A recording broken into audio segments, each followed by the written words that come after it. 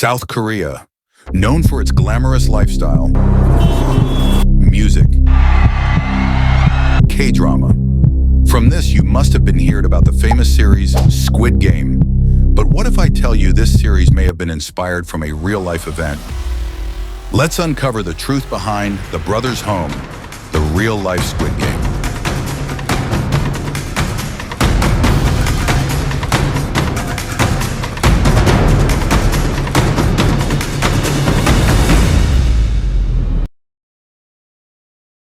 First, let's talk about these videos which are surfacing all over the internet, which looks too similar to Squid Game series sets.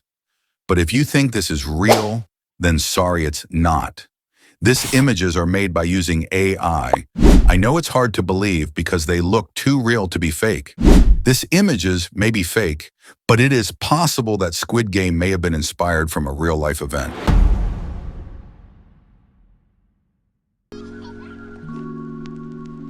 In the 80s evening of South Korea, a child named Choi Sung-woo was walking towards his home from school, but suddenly police officer asked him to stop and started searching his bag. The police officer found half a loaf of bread, which was giving him during the lunch in the school. But the police officer started to ask from where he had stolen the bread from. Even after Choi told him that he had not stolen it, the officer started to torture him, burning his genital with the lighter. He kept beating him, saying he won't leave him until he confesses the crime. The child, wanting to go home, lied and said, "Yes, I stole the bread. Please let me go." About 10 minutes after he confessed the crime, which he had not done, a freezer dump truck arrived and he was forced inside. He was taken to the brothers' home. Choi says that this was the start of his prison life. So now you may ask, what is Brothers' Home? It was a program run by the government to remove the homeless people from the streets and give them shelter, food, and education, basically giving them a second chance in life. This is what it was told to the people, but the reality was completely different and horrifying. The Brothers' Home Center had only 10% of real homeless people. Remaining were ordinary people, including children, women, and even elderly people. After taking in everyone, their heads were shaved and were given a similar uniform, and they were assigned a number individually. Now they were being called by their numbers and not by their names. There was no proper food. The victims even claimed that they have seen people eat rats for living. They were forced to do work in factory, nearby agriculture field, construction work, and domestic services. And for this work, they were given little to no payment. And if they failed to do the work, they were tortured brutally by the commanders. Now you may be thinking, why didn't anyone complain about the missing people?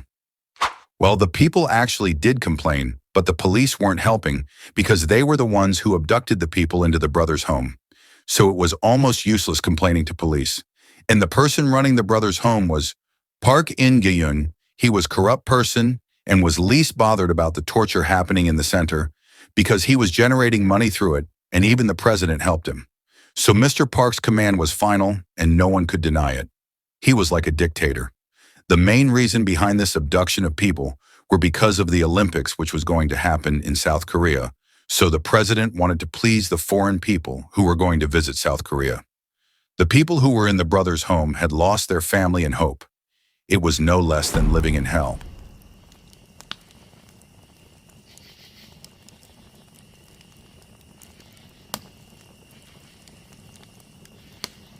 The torture happened with the victims was far worse than you can imagine. One victim told that she was being raped from the age of 16 till 4 years by the commanders. Not only girls, the boys were also being sexually abused. And if you did not finish any work, they would beat you with bat till you start bleeding. They would even hang you upside down and beat you. You remember the boy who was sent to the brothers' home for allegedly stealing the bread? Hear it from himself about the torture he faced. 난 너무 무서웠는데 그 소대장이 그렇게 성폭행을 하고 항문에 그 피가 날 정도로 너무너무 힘들었던 거죠. For the next 5 years, he says he was raped almost every night. 정말 저한테는 상상할 수 없는 엄청난 고통이었고 내가 왜 여기 들어와서 이런 고통을 받을까? 파출소 경찰서에서도 이야기했지만은 집이 요 근처다. 할머니가 기다리고 있다 집에 보내달라고 애원을 했었죠. 울며 불며. 저한테 돌아오는 거는 가혹한 폭력이었죠. An escape from here was nearly impossible because it was surrounded by 8 meters long walls. And even if you tried to escape and they found you, then you would be subjected to harsh punishment or in some cases death. Lee Che-shik says he tried to escape 12 times. On his final attempt, he almost succeeded, scaling the concrete fence only to cut his hands and legs so badly on the glass on the top, he was forced to surrender. 그 피가 나가 있고 걷지도 못하게 그 아스팔트 선저실까지 끌려갑니다. 소대에 가가지고 소대에서 받다 줄받다 맞고 소대원들 줄받다 맞아 소대원 하나하나인데 다 받다를 다 맞으니까 한 100대 가까이 맞고. It is said that more than 550 people were being killed, but the victim says that the number are even higher. While all the torture were being done, one guy showed resistance by asking the commander question like, "Why are we trapped here? Why should we be beaten?" Soon after this, 4 commanders came and rolled him in a blanket. They kicked him all over his body. They tortured him so badly that he died.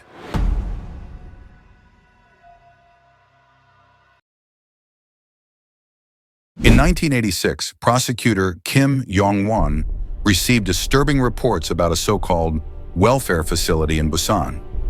Rumors of forced labor, torture, and wrongful detentions had been circulating for years, but no one dared to investigate until Kim decided to take action.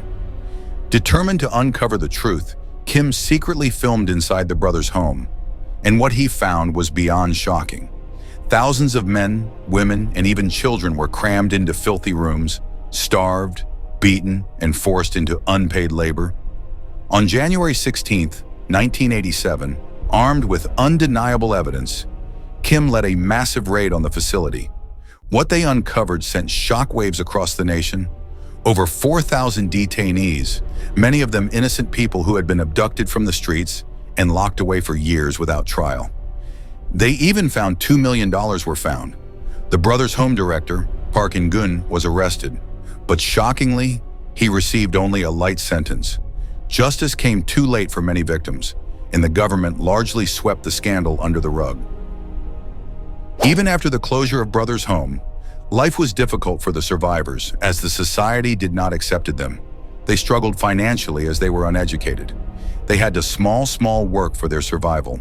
Nothing was provided for the survivors. Choi also faced the same struggle after he was released from the brothers' home. His brother, who was also a victim, committed suicide in 2009. Till today, no proper justice is given to the victims. They protested against it, but it was too late. The victims are still seeking for proper apologies, compensation, or help. But unfortunately, justice is not served even after so many years. Brothers' home scars will forever haunt the victims and their family. Now for the question, is Squid Game inspired from Brothers' Home? The writer has not officially said that he was inspired from Brothers' Home, but they have many things in common which led to the rumors. Like the uniform in Brothers' Home is too similar to Squid Game, and even the people were assigned with numbers like the series. It is shown in the series how the place is far from the normal city. Similarly, Brothers' Home was also an isolated place. Another similar thing is how the players are picked, who are struggling in life, and the same thing was done in Brothers' Home. They picked homeless people, and they slept in bunk beds, same as the series. And like the series here, the victims were under supervision of commanders and were killed if the victims didn't work properly. Tell us what you think about this. Is it inspired from Brothers' Home? So that is it for this video. If you love watching conspiracy theories and true crime videos, please do consider subscribing the channel. There is a lot more content coming soon. See you in the next video. Till then, you can watch my other video on Michael Jackson's death and the conspiracy around it.